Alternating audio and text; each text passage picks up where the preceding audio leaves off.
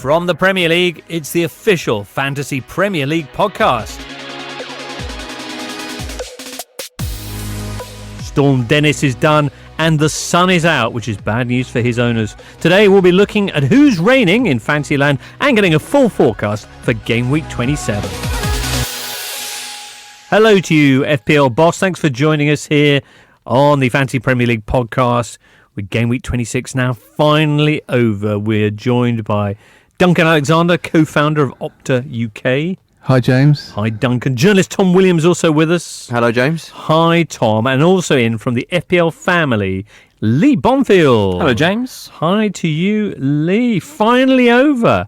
How was it for you guys? Wasn't too bad in the end. 66 points, which is enough for a little green arrow for me, so not bad. Lovely stuff. Lee, you're currently 73,000th. Yeah, something about there, yeah. Tom's, you're roaring along, aren't you? You're slightly fewer points this week, but in the top 45,000 in the world. You have Kevin De Bruyne in your team, as did Lee, as did Duncan. But Duncan, you wildcarded. Yeah. So before this long and became even longer game week, I had a long think and thought it was time. I wanted to get Aguero into the team because I thought that he would demolish West Ham. Narrator, he didn't. And yeah, it was quite painful to see De Bruyne racking up the points because he was obviously another valid choice for captain for this week. But there we go, you live and learn. But I managed to get some, left field options in. I'm playing snookers now, essentially. Yes. Yeah, I think I know what you mean. Now, what were the big lessons that we can draw from the kind of 12 days of Game Week 26? One of the big developments will be the injury to Son Heung-min, which we'll be touching on a little bit later. I know, Tom, both you and I were looking to actually bring him in for Game Week 27, so that's quite a major change. Yes, and as we were discussing in the green room, in that band of midfield players, apart from Kevin De Bruyne, who everyone already has, there's no one else apart from Son that offers you anything like those kinds of returns. So it means that if you're replacing him, unless you're going to break the bank and double up on Salah and Mane, for example, you're generally looking at getting in someone a bit cheaper, which then frees up funds elsewhere. In terms of transfers in and out, since our last show, Dean Henderson's been brought in by almost 180,000 managers.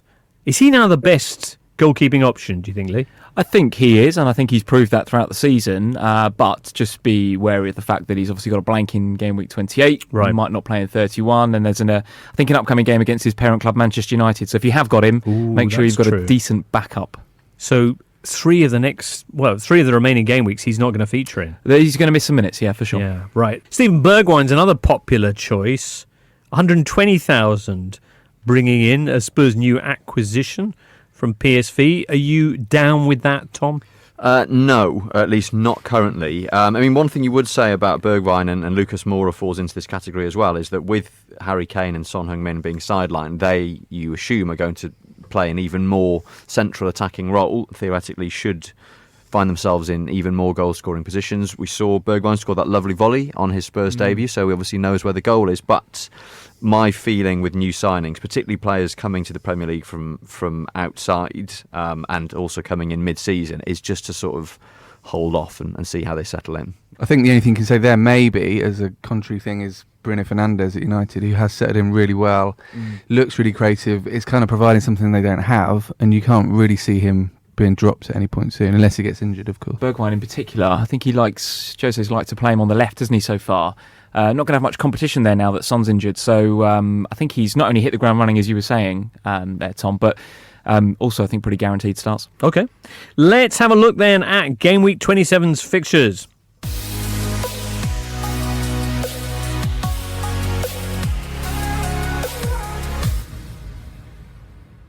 Right, we're picking up some of this weekend's matches that look like they could be of particular interest to fantasy managers. Tom, you've opted for Arsenal against Everton. Yes, I'm actually going to this game, so I'll be able to keep an even closer eye on the FPL assets in this one than I would ordinarily. Two teams in excellent form under new managers. Arsenal going into the game off the back of that 4-0 win over Newcastle last weekend, which felt like it blew off some of the cobwebs after quite a stodgy run of draws, and a lot of their big-name forward players returning in that game. 17 points for Nicola Pepe, who looks like potentially he's now coming into a bit of form. 8 points for Ozil, 8 points at Aubameyang, and then interestingly, Alexandre Lacazette coming off the bench late on, having started on the bench and getting a goal and an assist. So you wonder whether that'll be enough to have played his way back into the team. On the other side of the pitch, Everton also in a very good run of form. Richarlison, who's now playing through the middle, his last 5 game weeks, he's returned in 4 of those. Right. Dominic Calvert-Lewin, who's playing alongside him and is also quite attractively priced. He's returned in 3 of his last 4 games. The one asterisk beside the Everton players is that their fixtures over the next few weeks are a bit fiddly. Yes. Arsenal away, Manchester United at home, Chelsea away, and Liverpool at home. Now their form in the last few weeks couldn't be much better, so they're going into that run of games with a decent bit of momentum, but might be something worth bearing in mind when you're sort of planning ahead. All right. Do you have Everton assets? I've got Dominic Calvert-Lewin. Are you hanging on to him through these testing times? Yes. Duncan, you're nodding you are. Yeah, I went in on Calvert-Lewin quite early, and he's been very good for me. I've also recently brought in Luca Dean as well, because obviously a big star last season in FPL, slow start to this campaign, but he has been, one of the creative hubs under Ancelotti. I think Everton, they've improved probably more than any other team over the last couple of months. And Richarlison definitely offers a Son alternative in midfield. Yeah, I think certainly those fixtures that Tom pointed out there, Arsenal away, yes, it's tricky, but I think Dominic Calvert-Lewin can score in that game. Whether they can keep clean sheets or not, I don't know. I've got Holgate right now, and I'm thinking about transferring him out. Then it's Manchester United at home. I think they can score points in that game too. And then Chelsea away. Chelsea, at home at Stamford Bridge, not looking that great recently. So although they're all red on the fixture ticker, I'd argue that actually Dominic Calvert-Lewin is worth keeping for sure. Okay. Well, returning to this weekend's games then, Lee, what's your fixture? Where do you see the fantasy value? So I'm going for Chelsea versus Spurs. And Chelsea in poor form, really. Only won 1 of their last 6 games. Spurs, conversely, only lost 1 of their last 5. So they're actually in pretty good form. What's interesting to point out from an FPL perspective in this game is that it's really difficult to put your finger on who could be the FPL asset that's going to jump out at us during this game. Frank Lampard's got loads of injuries right now. I mean, not that we would necessarily look at Kante or I guess some of us have looked at Callum Hudson-Odoi in the past, but both of those guys picked up knocks last game week. So that's going to impact the game. Tammy Abraham's still nursing that ankle injury. So it's kind of difficult to know where to go in FPL with Chelsea. And then when you look at Spurs, we've already mentioned before, the talismanic figures of Kane and Son not around. So we're kind of scratching around a little bit with, can Bergwijn keep up his good start? Can Dele Alli potentially play out of position? So I think it's a fascinating matchup, certainly in the context of 4th in the Premier League. How much do you think Son's absence, and I don't know if you were able to see them in their midweek performance in the Champions League, but how much do you think Son's absence is going to impact on other assets like Dele Alli, like Lucas Moura, but just the way that the team seem to lack any kind of reference point up top now? Well, they did play Ali up front in that game, and he missed completely missed a header at one point, and he had a good headed chance against Villa last week and missed that as well.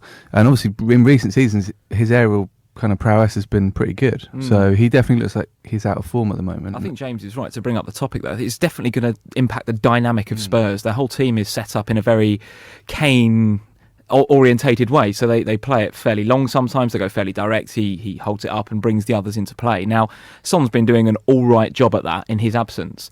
Dele Alli will do probably a worse job than Son, so they're struggling to find someone that's going to play that role for them, I think. From Chelsea's point of view, what about Olivier Giroud, who seemed to brighten the team considerably when he came on against Man United? Are we going to see more of him, do you think, Tom? Could that possibly be something to explore? I mean, it will depend on Tammy Abraham's fitness. We know that when he's fit, he starts. In his absence, it's been Michy Batshuayi starting rather than Giroud, and his form has been pretty dreadful. And we saw from that very fleeting cameo how effective Giroud can be when he came on towards the end of the game against Man United on Monday. So, I mean, based on form, if Abraham isn't able to return in time for this weekend's game, you'd think that Giroud has earned the right to start, and if he does, 6.5 million, only 1% ownership, could be quite a handy differential. But given the the big question mark over whether he is going to start, that would be a bit of a punt. Yeah, it would be a considerable punt. Duncan, tell us about Leicester's clash with Man City. Yeah, obviously it's a big game generally, but I think in FPL terms, we've got the most creative player in the Premier League last season, Maddison, who's a bit off form, against probably the most creative player in the Premier League of the last decade, Kevin De Bruyne, who is closing in on that Premier League record of 20 assists in a single season. And then up front, you've got players, Jamie Vardy, who some people are persevering with. I lost faith last week. But he has scored more league goals against a Pep Guardiola team than any other player in Pep's career. So, he tends to do well against City. He scored against City last time they faced each other, but he hasn't scored a Premier League goal since then. True. Exactly. So is he out of form or is he due a big goal? That is the question. Well, every week I think he's due a big goal. True. And then on the other side, you've obviously got Jesus and Aguero. Now, neither of whom scored in midweek against West Ham, but both had good chances. And Jesus has got a particularly good record against Leicester. So, either one of those would be an option, I think. Man City have Champions League following this game. Not sure how much that's going to influence Pep's team selection, but always a bit of a mystery, that one, of course. Where do you stand on Leicester assets? I've hung on to Vardy, and I've still got Perez knocking around as well. I've still got 3. I've still got Soyuncu, Maddison and Vardy. I think this may be the week that I cut my losses on James Maddison, but given Vardy's good form against Man City in recent years and the fact that Leicester have got a really nice run of fixtures after this trip to City, I think I'll probably hang on to him and I'll probably keep faith with Soyuncu as well. The only one I've got left is Harvey Barnes. I say left, I actually brought him in because he's in good form. He's only 2.5% selected. He's returned in his last 4 games as well. So yeah, he's a nice pick. I think FPL managers have actually been reluctant to go to him because kind of sticking with the Maddisons and the Vardys. I'm on Vardy right now. I really want to sell him. But as Tom was saying, I'm kind of reluctant to sell because actually, they do play in game week 28, which we know is going to be difficult to navigate with those blanks. They've got a nice fixture against Norwich.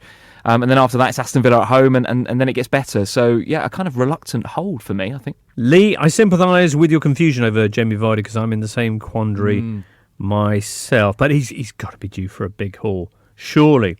Reminder that you can check out all the latest team news right up to the deadline, which is 11:30 UK time Saturday morning, on the Premier League's team news page. Next up, we'll be doing some more of that long-term thinking in Longview.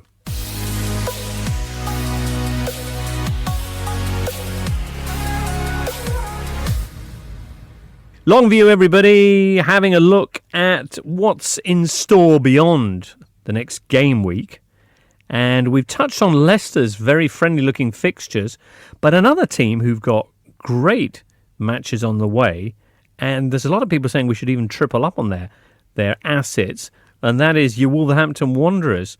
Hey, Tom, how many Wolves have you got in?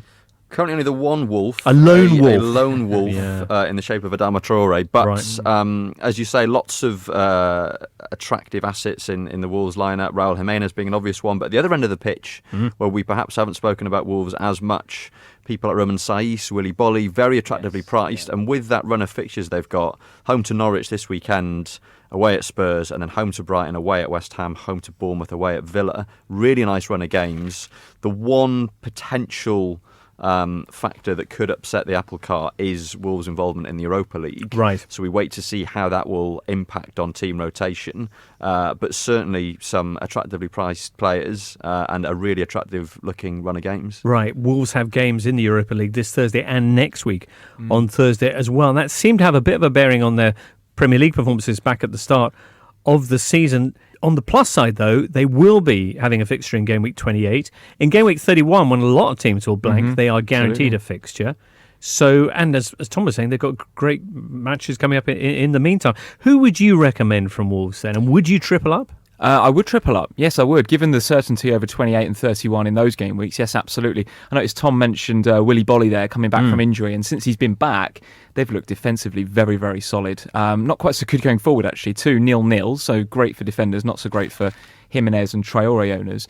But also I noticed in the Leicester game, last game week, every set piece that they took Wolves, they were aiming at Willy Bolly's head. Right. And were it not for a fairly questionable VAR call, could have had the goal, could have had a double-digit haul, and we'd all be sitting here saying, he's borderline essential right now. Right. I also like Roman Saiz. If you need to save, 0.3, I think is the difference. So if you're really penny pinching, Roman Saiz is okay.